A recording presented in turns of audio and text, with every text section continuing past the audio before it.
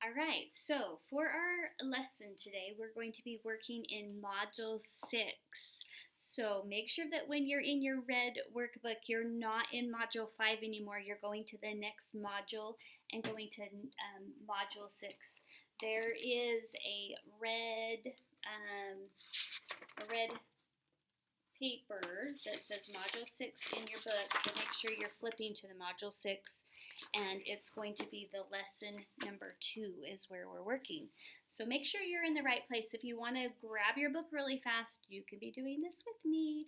So we're going to be working on a couple problems out of your assignment today. So go ahead and push pause and run and grab your book if you don't have it. If not, I'm going to keep going and you can just catch up with me. All right, so make sure Module 6, Lesson 2, and this is page 33 and 34 in Module 6. All right, so we're looking at number 1A, and the instructions say that they want you to draw a line segment that is 2.6 centimeters long. Now let's think about that number for a second, because now we have this decimal in here. Now on our place value chart, we know that our decimal right here is separating our whole numbers from our fraction or parts of a whole number. And 2.6 would, if we plug this into the number line or into the place value chart, we would have 2 in our whole ones here, and we'd have 6 in that first place value to the right of the decimal. So we would have it right here as 2.6.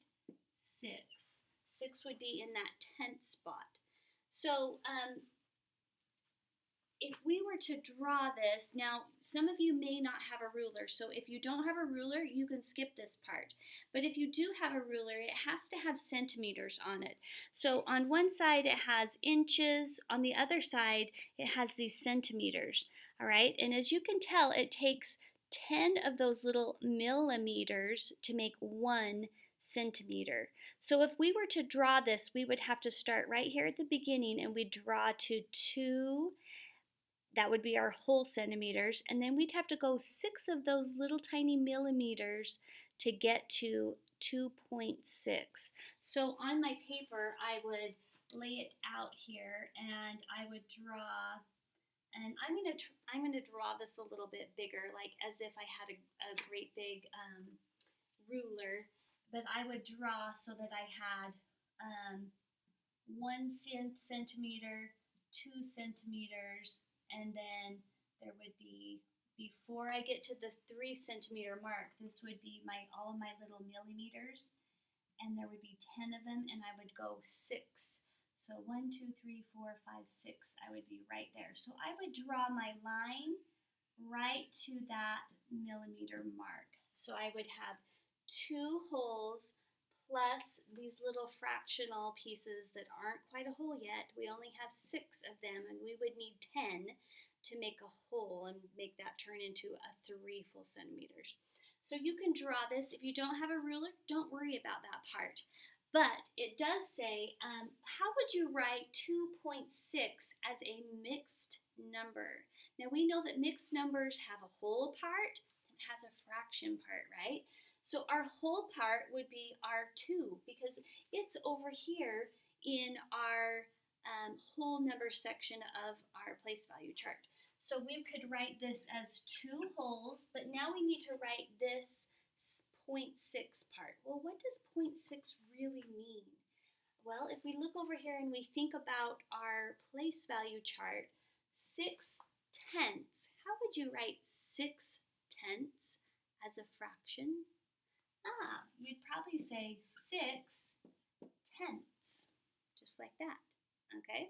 So we can write 2.6 as a mixed number, 2 and 6 tenths. See how that kind of works? Okay, let's try it again with number 1B.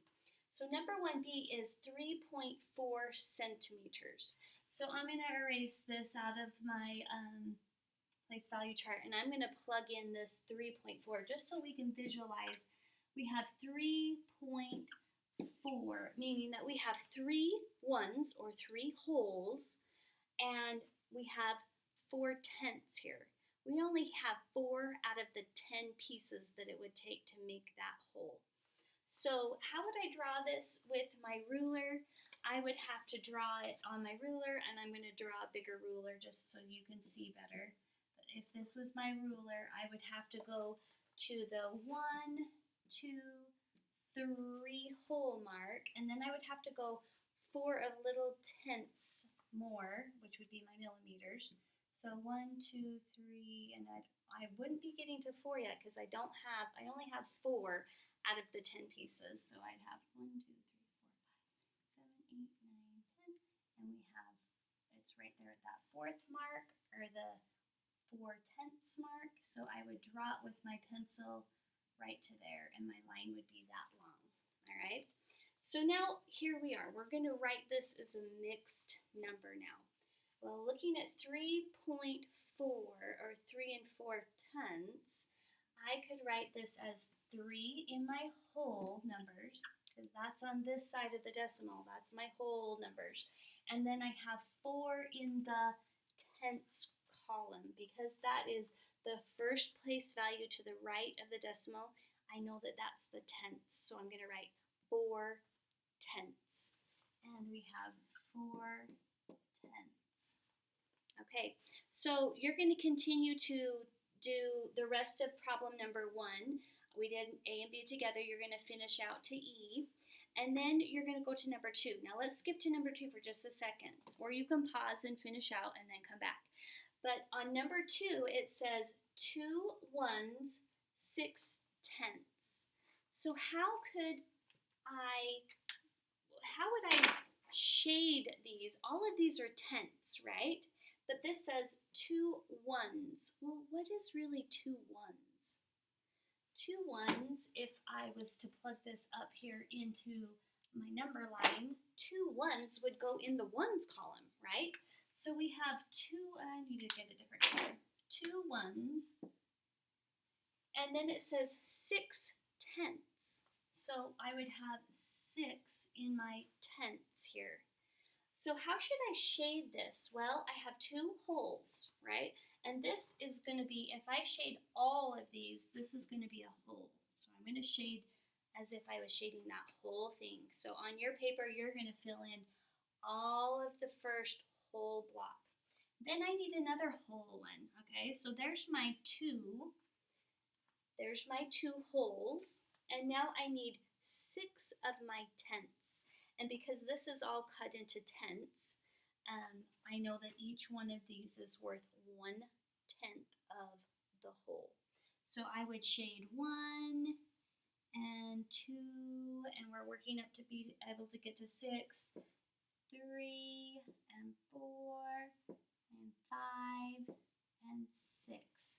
So now we can see that we have 2 holes and 6 tenths. And how would we write that?